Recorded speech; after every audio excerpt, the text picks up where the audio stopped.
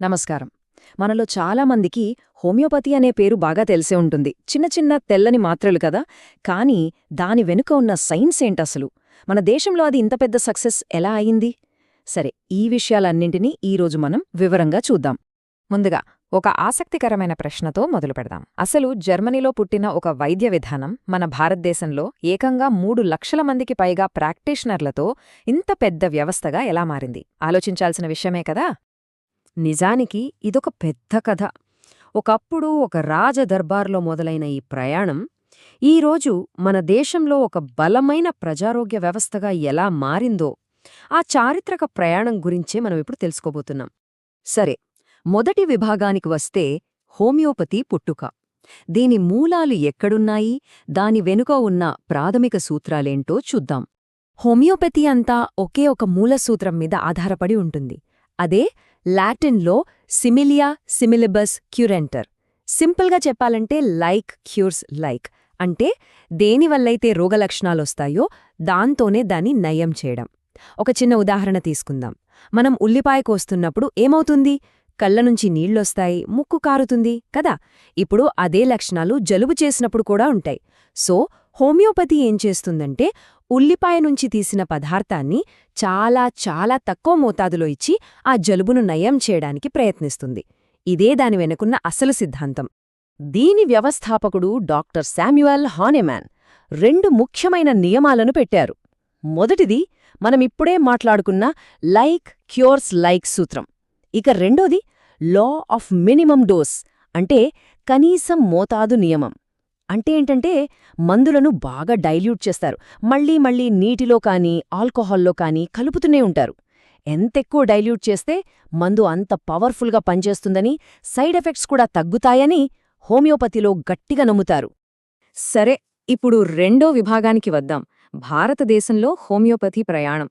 జర్మనీలో ఎక్కడో పుట్టిన ఈ వైద్యం మన దేశంలోకి ఎలా వచ్చింది, ఎలా పాతుకుపోయిందో ఆ కథ చూద్దాం. ఈ ప్రయాణంలో కొన్ని ముఖ్యమైన ఘట్టాలున్నాయి. చూడండి, 1810లో మొదటిసారిగా ఇది బెంగాల్లోకి అడుగుపెట్టింది. ఆ తర్వాత 1839లో ఒక పెద్ద టర్నింగ్ పాయింట్ వచ్చింది. అప్పటి సిక్కు సామ్రాజ్య మహారాజా రంజిత్ సింగ్ అనారోగ్యంతో ఉన్నప్పుడు ఆయన హోమియోపతితో చికిత్స తీసుకుని కోలుకున్నారు. అప్పట్నుంచి దీనికి రాజాదరణ లభించింది. ఇక స్వాతంత్రం వచ్చాక 1973లో భారత ప్రభుత్వం హోమియోపతి సెంట్రల్ కౌన్సిల్ చట్టాన్ని తీసుకొచ్చి దీనికి అధికారిక గుర్తింపిచ్చింది.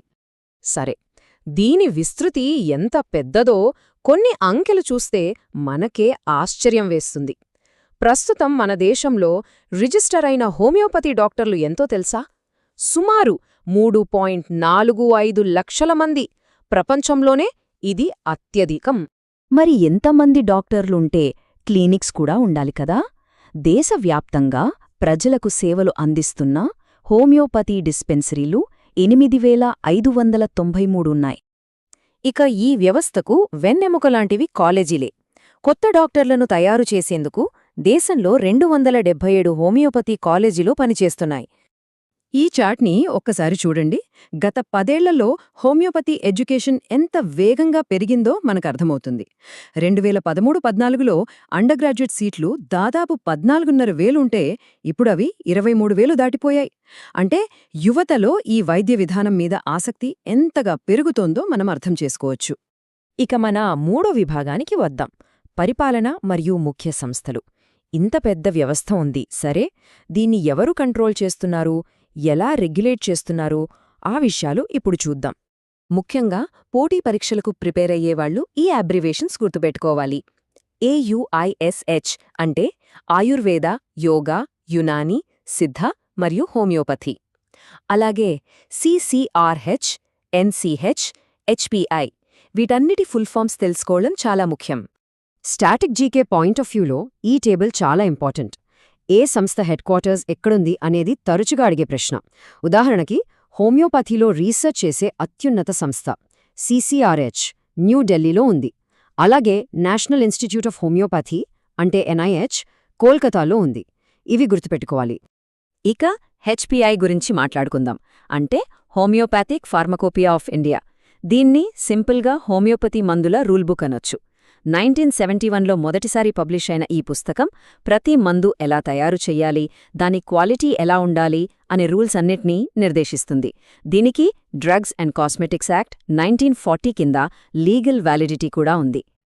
ఓకే, ఇక మనం చివరి విభాగానికొచ్చేశాం. ఇందులో మనం ప్రభుత్వం నుంచి అందుతున్న మద్దతు, పథకాల గురించి, అలాగే హోమియోపతి ఎదుర్కొంటున్న సవాళ్లు, విమర్శల గురించి కూడా తెలుసుకుందాం.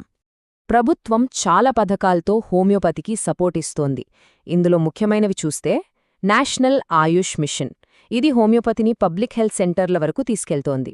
ఆయుర్ స్వాస్థ్య యోజన ఇన్ఫ్రాస్ట్రక్చర్ను మెరుగుపరుస్తోంది. అన్నింటికన్నా ముఖ్యంగా రీసెర్చ్ని ప్రోత్సహించడానికి ఎక్స్ట్రామ్యూరల్ రీసెర్చ్ స్కీమ్ కింద ఏకంగా 70 లక్షల రూపాయల వరకు గ్రాంట్స్ ఇస్తున్నారు. అయితే నాణ్యానికి మరోవైపు కూడా ఉంటుంది కదా. ఈ వైద్య విధానంపై బలమైన విమర్శలు కూడా ఉన్నాయి. దీనికి సరైన సైంటిఫిక్ ఆధారాలు లేవని, క్లినికల్ ట్రయల్స్ సరిగ్గా జరగలేదని చాలామంది వాదిస్తారు. అందుకే నిపుణులేమంటున్నారంటే, దీనికి ఇంకా ఎక్కువ క్రెడిబిలిటీ రావాలంటే ఖచ్చితమైన పరిశోధనలు, స్టాండర్డైజేషన్ మరియు ఎవిడెన్స్ బేస్డ్ ప్రాక్టీస్ చాలా అవసరమని గట్టిగా చెప్తున్నారు. బహుశా ఈ సవాళ్లను దృష్టిలో పెట్టుకునేనేమో రాబోయే 2026 ప్రపంచ హోమియోపతి దినోత్సవానికి ఒక మంచి థీమ్ని ప్రకటించారు. అదేంటంటే హోమియోపతి ఫర్ సస్టైనబుల్ హెల్త్, అంటే సుస్థిర ఆరోగ్యం కోసం హోమియోపతి. మొత్తంగా చూస్తే ఒక ప్రశ్న మిగిలిపోతుంది. మన ప్రజారోగ్య వ్యవస్థలో ఇంత బలంగా, ఇంత లోతుగా పాతుకుపోయిన హోమియోపతి ఈరోజు సైన్స్ అడుగుతున్న ఎవిడెన్స్ బేస్డ్ ప్రాక్టీస్ అనే సవాలును స్వీకరించి నిలబడగలదా? ఇది ఖచ్చితంగా ఆలోచించాల్సిన